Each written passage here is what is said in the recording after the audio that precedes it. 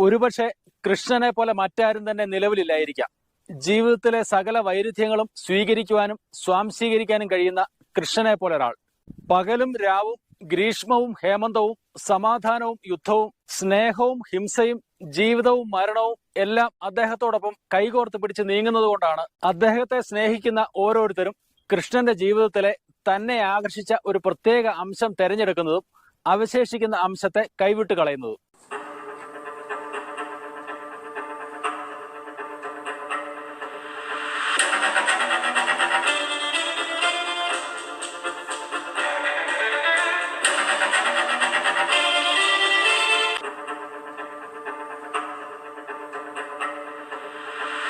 Hi, നമസ്കാരം. KRR വിഷനിലേക്ക് സ്വാഗതം. ഞാൻ KR രാജേഷ് കുമാർ. ഞാനിന്ന് നിങ്ങളെ കൂട്ടിക്കൊണ്ടു പോകുന്നത് സമ്പൂർണനായ ശ്രീകൃഷ്ണൻ എന്ന വീഡിയോയിലേക്കാണ്. എല്ലാ പ്രിയപ്പെട്ടവർക്കും ഹാർദമായ സ്വാഗതം. കൃഷ്ണൻ അങ്ങേയറ്റം നിസ്തുലനാകുന്നു. അദ്ദേഹം അത്ര അദ്വിതീയനാകുന്നു. ഒന്നാമതായി, കൃഷ്ണൻ സംഭവിച്ചത് അതിവിദൂര ഭൂതകാലത്താണെങ്കിലും അദ്ദേഹം ഭാവിയുടേതാണ്. അദ്ദേഹം ഇപ്പോഴും മനുഷ്യന്റെ ഗ്രഹണശേഷിക്ക് അപ്പുറമാണ്. വരാനിരിക്കുന്ന ഏതോ ഒരു ഭാവി കാലത്തിൽ മാത്രമേ അദ്ദേഹത്തെ മനസ്സിലാക്കാനും ആ സദ്ഗുണങ്ങളെ വിലമതിക്കാനും നമുക്കാവുകയുള്ളൂ. അതിന് തക്കതായ കാരണങ്ങളുമുണ്ട്. ഏറ്റവും പ്രധാനപ്പെട്ട കാരണം, നമ്മുടെ ചരിത്രം ആകമാനമെടുത്താൽ മതത്തിന്റെ പരമമായ ഔന്നത്യത്തിലും ആഴത്തിലും എത്തിയിട്ടും ഒട്ടും തന്നെ ഗൗരവ സ്വഭാവമോ ശോകമോ ഇല്ലാതെ കണ്ണുനീർ പൊഴിക്കാതെ വർത്തിക്കുന്ന ഏക മഹാപുരുഷൻ കൃഷ്ണൻ ആകുന്നു എന്നതാണ്. മൊത്തത്തിൽ നോക്കുമ്പോൾ മതപരനായ ഒരു വ്യക്തിയുടെ മുഖ്യമായ സ്വഭാവവിശേഷം അയാൾ മ്ലാനിയും ഗൗരവക്കാരനും ശോകമൂകനും ആയിരിക്കുന്നു എന്നതാണ്. ഋഷിമാരുടെ സുദീർഘമായ പരമ്പരയിൽ കൃഷ്ണൻ മാത്രമാണ് നൃത്തമാടിക്കൊണ്ടും പാട്ടുപാടിക്കൊണ്ടും ചിരിച്ചുകൊണ്ടും വരുന്നത്. ചിരിക്കുകയും ജീവിതത്തെ അതിന്റെ സമ്പൂർണതയോടെ സ്വീകരിക്കുകയും ചെയ്യുന്ന ഒരു മതം വരാനിരിക്കുന്നതേ ഉള്ളൂ. യേശുവിനെ കുറിച്ച് പറയപ്പെടുന്നത് അദ്ദേഹം ഒരിക്കലും ചിരിച്ചിട്ടില്ലെന്നാണ്. കുരിശിൽ കിടക്കുന്ന അദ്ദേഹത്തിന്റെ ശോകഭാവവും ഭൗതിക രൂപവുമായിരിക്കാം ഒരുപക്ഷെ ആളുകളുടെ ആകർഷണ കേന്ദ്രമായി തീർന്നത്. അഗാധമായ ഒരർത്ഥത്തിൽ മഹാവീരനും ബുദ്ധനും ജീവിതത്തിന് എതിരാണ്. മറ്റേതോ ലോകത്തുള്ള മറ്റേതോ ഒരു ജീവിതത്തിന് വേണ്ടി നിലകൊള്ളുന്നവരാണ് അവർ. ഈ ജീവിതത്തിൽ നിന്നുള്ള ഒരുതരം മോചനത്തെയാണ് അവർ പിന്തുണയ്ക്കുന്നത്.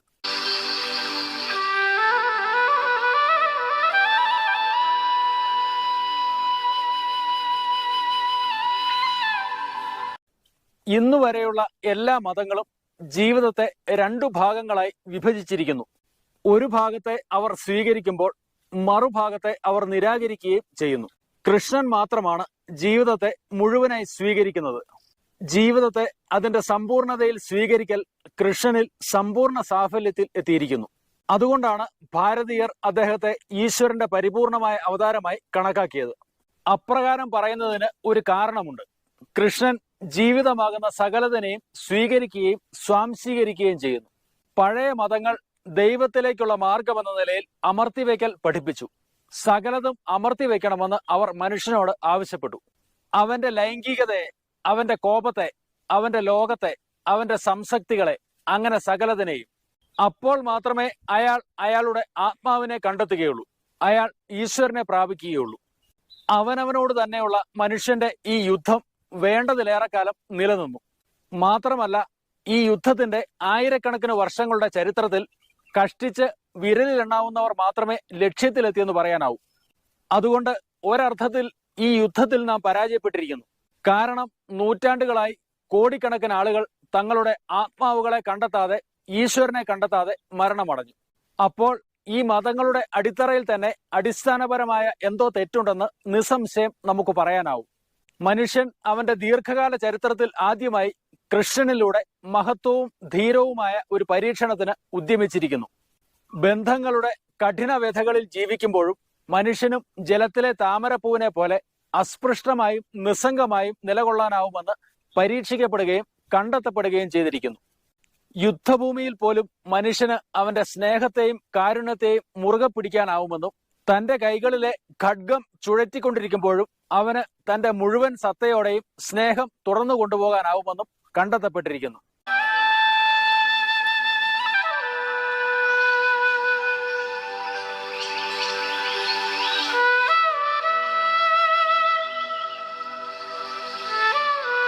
ഈ പൂർവാപര വൈരുദ്ധ്യമാണ് കൃഷ്ണനെ മനസ്സിലാക്കുവാൻ ബുദ്ധിമുട്ടുണ്ടാക്കുന്നത്.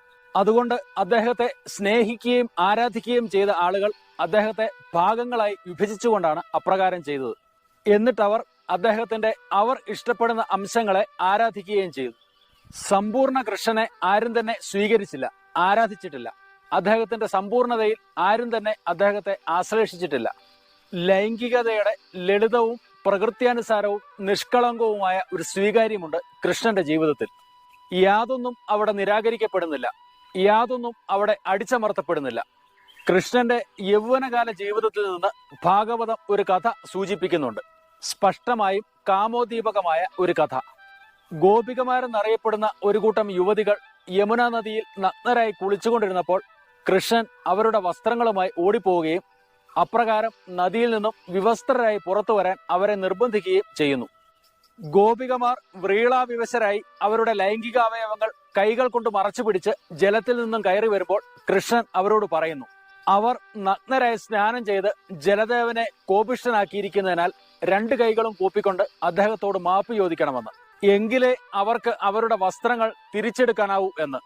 ഈ സന്ദർഭത്തിൽ കൃഷ്ണൻ കൗശലപൂർവ്വം അവരുടെ ലൈംഗികാവയവങ്ങൾ തന്റെ മുന്നിൽ അവരെ കൊണ്ട് തുറന്നു കാണിപ്പിക്കുകയാണെന്നും നഗ്നാവസ്ഥയിൽ അവരെ കാണുന്നതിൽ അദ്ദേഹം വളരെ ആനന്ദം കണ്ടെത്തുന്നുവെന്നും ഭാഗവതം പറയുന്നു. ഗോപികമാരുടെ വസ്ത്രങ്ങൾ കവരുകയും കൗശലത്തോടെ അവരുടെ നഗ്നമേനികൾ കണ്ട് ആസ്വദിക്കുകയും ചെയ്യുന്നത് ബാലനായ കൃഷ്ണനാണെന്ന് വരുത്തി തീർക്കാനുള്ള യത്നങ്ങൾ നടത്തപ്പെട്ടിട്ടുണ്ട്. അതൊക്കെ ഒരു കുട്ടിയുടെ കുസൃതികളാണെന്ന് ചിന്തിക്കുന്നതിലൂടെ നമുക്ക് ആശ്വാസം തോന്നാം. എന്നാൽ വളർന്ന കൃഷ്ണനെ സംബന്ധിച്ചിടത്തോളം അത് അസാധ്യമായ കാര്യമല്ല. നമ്മളെ സംബന്ധിച്ചിടത്തോളം അത് അസാധ്യമായിരിക്കാം. കാരണം കൃഷ്ണൻ ജീവിതത്തെ അതെങ്ങനെയാകുന്നുവോ ആ നിലയിൽ തന്നെ സ്വീകരിക്കുന്നു. അദ്ദേഹം നമ്മുടെ സമൂഹത്തിലാണ് ജനിച്ചതെങ്കിൽ നമ്മൾ ഈ സംഭവങ്ങളെ ഒട്ടും തന്നെ സൂചിപ്പിക്കുക പോലും ചെയ്യുമായിരുന്നില്ല. നമ്മൾ അവയെ വെറുതെ അമർത്തി വയ്ക്കുമായിരുന്നു. എന്നാൽ ഭാഗവതവും അതുപോലുള്ള സദൃശ ഗ്രന്ഥങ്ങളും അവയിൽ എന്തെങ്കിലും തെറ്റുള്ളതായോ അനൗചിത്യമുള്ളതായോ കാണാതെ നിഷ്കളങ്കതയോടെയും പ്രകൃത്യാനുസാരതയോടെയും അവയെ സൂചിപ്പിക്കുന്നു.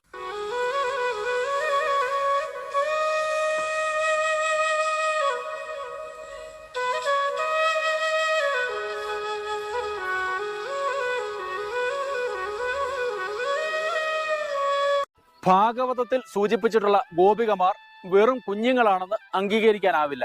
തങ്ങൾ പെൺകുട്ടികളാണെന്നും ആകപ്പാടെ വ്യത്യസ്തമായ ലൈംഗിക വിഭാഗക്കാരാണെന്നും പെൺകുട്ടികൾ ബോധവതികളാകാൻ തുടങ്ങുന്ന, അവർ ലജ്ജാലുക്കളും അടക്കമുള്ളവരുമായി തീരുന്ന, തങ്ങൾക്ക് മറ്റുള്ളവരിൽ നിന്ന് എന്തോ മറച്ചു വെക്കാനുണ്ടെന്ന് അറിയുന്ന പ്രായത്തിൽ ആയിരുന്നിരിക്കണം അവർ.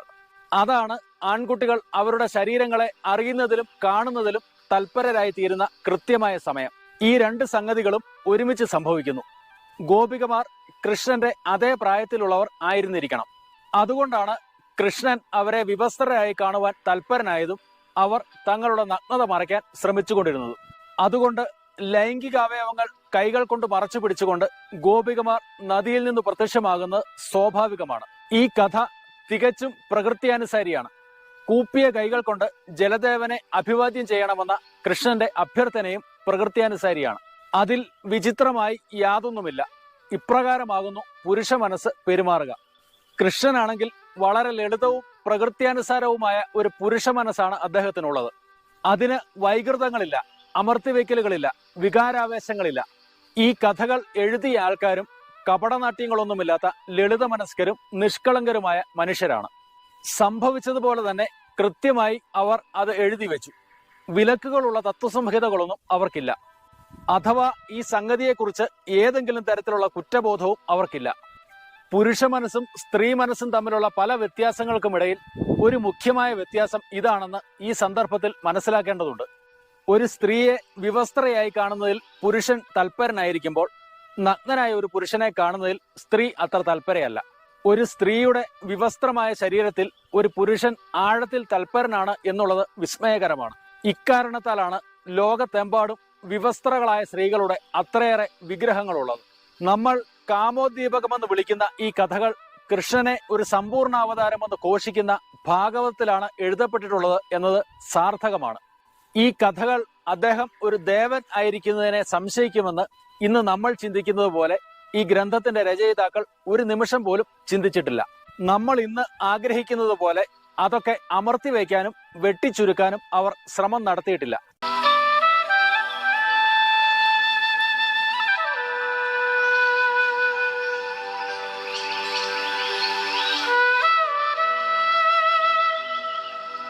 ഭാഗവതത്തിലെ കൃഷ്ണൻ പാടിക്കൊണ്ടും നൃത്തമാടിക്കൊണ്ടും ആഘോഷിച്ചുകൊണ്ടും ഇരിക്കുമ്പോൾ ഗീതയിലെ കൃഷ്ണൻ രണഭൂമിയിൽ ഹിംസയാലും യുദ്ധത്താലും ചുറ്റപ്പെട്ടു നിലകൊള്ളുന്നു. 18 അക്ഷൗഹിണി പടകൾ പരസ്പരം അഭിമുഖമായി അണിനിരന്ന മഹാഭാരത യുദ്ധത്തിൽ മഹായോദ്ധാവായ അർജുനൻ തന്റെ അടുത്ത ബന്ധുക്കളും ഗുരുക്കന്മാരും സ്നേഹിതന്മാരും 2 സൈന്യങ്ങളിലുമായി യുദ്ധം ചെയ്യുവാനും തങ്ങളുടെ ജീവൻ ബലികഴിക്കുവാനും സന്നദ്ധരായി നിൽക്കുന്നത് കാണുന്നു. ദുഃഖത്തിനും അനുകമ്പയ്ക്കും വശംവദനായി അർജുനൻ അധീരനാവുകയും അദ്ദേഹത്തിന്റെ മനസ്സ് പതറുകയും യുദ്ധം ചെയ്യാനുള്ള നിശ്ചയം ഉപേക്ഷിക്കുകയും ചെയ്തുകൊണ്ട് ശിഷ്യൻ എന്ന നിലയിൽ കൃഷ്ണനെ അഭയം പ്രാപിക്കുന്നു. അർജുനന്റെ മനോദൗർബല്യത്തെ ദൂരീകരിക്കുവാൻ കൃഷ്ണൻ ഗീത ഉപദേശിക്കുന്നു. ശ്രീ ഭഗവാൻ ഉവാച ക്ലൈബ്യം മാസ്മഗമ പാർത്ഥ നൈതത്വയുപപദ്യതേ ക്ഷുദ്രം ഹൃദയ ദൗർബല്യം തെക്തോത്തിഷ്ട പരന്തപ. ഹേ പാർത്ഥ, തരംതാണ ഈ ആണത്തമില്ലായ്മയ്ക്ക് നീ അധീനനാകരുത്. നിനക്ക് യോജിക്കുന്നതല്ല ഇത്. ക്ഷുദ്രമായ ഹൃദയ ദൗർബല്യത്തെ ഉപേക്ഷിച്ച് എഴുന്നേൽക്കൂ. ശത്രുക്കളെ സംഹരിക്കൂ. നഹി കച്ചിത് ക്ഷണമപി ജാതു തിഷ്ടത്യ കർമ്മകൃത് കാര്യതേ ഹ്യവശ കർമ്മ സർവ പ്രകൃതി ജൈർഗുണൈ. ഭൗതിക പ്രകൃതിയുടെ ത്രിഗുണങ്ങളിൽ നിന്നുളവാകുന്ന വാസനകൾക്കനുസരിച്ച് ഓരോ മനുഷ്യനും കർമ്മം ചെയ്യാൻ നിർബന്ധിതനാണ്. ആർക്കും ഒരൊറ്റ നിമിഷം പോലും കർമ്മത്തിൽ നിന്ന് ഒഴിഞ്ഞു നിൽക്കാനാവില്ല. അതിനാൽ ഹേ അർജുന, നിനക്ക് വിധിക്കപ്പെട്ടിട്ടുള്ള കർമ്മം ചെയ്യുക. ശത്രുനിഗ്രഹവും പ്രജാപരിപാലനവുമാണ് നിന്റെ കർമ്മം. നൈഷ്കർമ്മ്യത്തെക്കാൾ ശ്രേഷ്ഠമാണ് കർമ്മം. കർമ്മം ചെയ്യാതെ സ്വന്തം ശരീരം നിലനിർത്താൻ പോലും ആർക്കും സാധ്യമല്ല. കൃഷ്ണൻ വളരെ ശക്തമായി അർജുനനെ നിർബന്ധിക്കുന്നു, അദ്ദേഹത്തിന്റെ ഭീരുത്വം കൈവടിയാനും ഒരു യഥാർത്ഥ യോദ്ധാവിനെ പോലെ പോരാടുന്നതിനും. യുദ്ധത്തെ പിന്താങ്ങിക്കൊണ്ടുള്ള അദ്ദേഹത്തിന്റെ വാദഗതികൾ മനോഹരങ്ങളും അപൂർവവും നിസ്തുലവുമാണ്. പോരാട്ടത്തിന് അനുകൂലമായി യുദ്ധത്തെ പിന്താങ്ങിക്കൊണ്ടുള്ള നിസ്തുലവും ഉത്കൃഷ്ടവുമായ വാദഗതികൾ ചരിത്രത്തിൽ ഇതിനു മുമ്പൊരിക്കലും ഉണ്ടായിട്ടില്ല.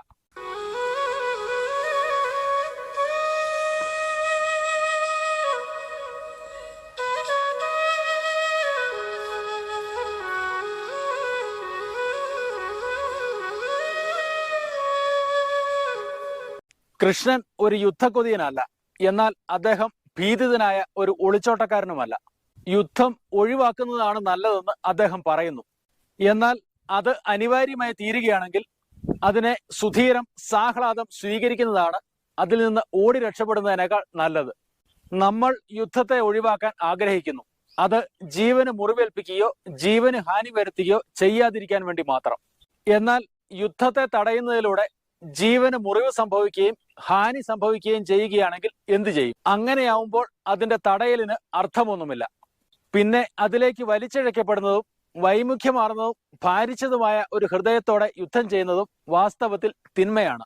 വലിച്ചിഴക്കപ്പെടുന്ന പാദങ്ങളുമായി യുദ്ധത്തിന് പോകുന്നവരും സ്വയം പ്രതിരോധത്തിന് മാത്രമായി യുദ്ധത്തിന് പോകുന്നവരും പരാജയവും വിനാശവുമാണ് ഏറ്റുവാങ്ങുക.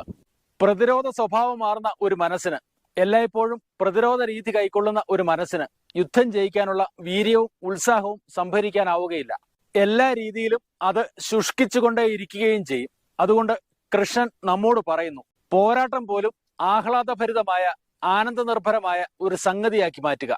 യുദ്ധവും സമാധാനവും ജീവിതത്തിന്റെ 2 ചിറകുകളാണ്. അവയിൽ ഒന്നിനെ കൂടാതെ നമുക്ക് മുന്നോട്ട് പോകാനാവുകയില്ല. 2 കാലുകളിൽ ഒന്നുകൊണ്ട് മാത്രം കാര്യനിർവഹണം നടത്താൻ ശ്രമിക്കുകയാണെങ്കിൽ നാം മുടന്തന്മാരും അംഗവൈകല്യം വന്നവരും ആയിത്തീരും. കൃഷ്ണന് അദ്ദേഹത്തിന്റെ 2 കാലുകളും ഭദ്രമായുണ്ട്. ഒന്ന് സമാധാനത്തിനും മറ്റേത് യുദ്ധത്തിനും. പോരാടാൻ കഴിയാത്ത ഒരു വ്യക്തിക്ക് തീർച്ചയായും എന്തിന്റെയോ കുറവുണ്ട്. അതുപോലെ അസ്വസ്ഥമായ ഒരു മനസ്സ് പോരാടാൻ ശേഷിയില്ലാത്തതും ആയിരിക്കും. കാരണം ഒരാൾക്ക് യുദ്ധം ചെയ്യേണ്ടതുണ്ടെങ്കിലും സമാധാനം ആവശ്യമായിട്ടുണ്ട്. ഉദ്ഗ്രഥിതമായ ഒരു ജീവിതത്തിന് വേണ്ടി, സാകല്യാവസ്ഥയിലുള്ള ഒരു ജീവിതത്തിന് വേണ്ടി കൃഷ്ണൻ നിലകൊള്ളുന്നു. അദ്ദേഹത്തിന്റെ കാഴ്ചപ്പാട് പൂർണ്ണമായും സമ്പൂർണമാണ്. യസ്യ സർവേ സമാരംഭ കാമസങ്കല്പ വർജിത ജ്ഞാനാഗ്നി ദഗ്ധകർമാണം തമാഹ്യ പണ്ഡിതം ബുധ. ഇന്ദ്രിയ സുഖങ്ങൾക്ക് വേണ്ടി ആഗ്രഹിക്കാതെ പ്രയത്നിക്കുന്ന ഒരാളെ ജ്ഞാനി എന്ന് മനസ്സിലാക്കണം. ജ്ഞാനാഗ്നിയിൽ കർമ്മഫലങ്ങളെല്ലാം ഭസ്മീകരിച്ച പ്രവർത്തകനാണ് അദ്ദേഹമെന്ന് ഋഷീശ്വരന്മാർ പറയുന്നു. സമ്പൂർണനായ ശ്രീകൃഷ്ണൻ എന്ന ഈ വീഡിയോ ഇവിടെ പൂർണ്ണമാവുന്നു. ഇതുപോലെ തന്നെ മറ്റൊരു വിഷയവുമായി നിങ്ങളുടെ മുൻപിലെത്തുന്നത് വരെ എല്ലാ പ്രിയപ്പെട്ടവർക്കും നന്മകൾ നേരുന്നു. വീണ്ടും സന്ധിക്കും വരെ വണക്കം.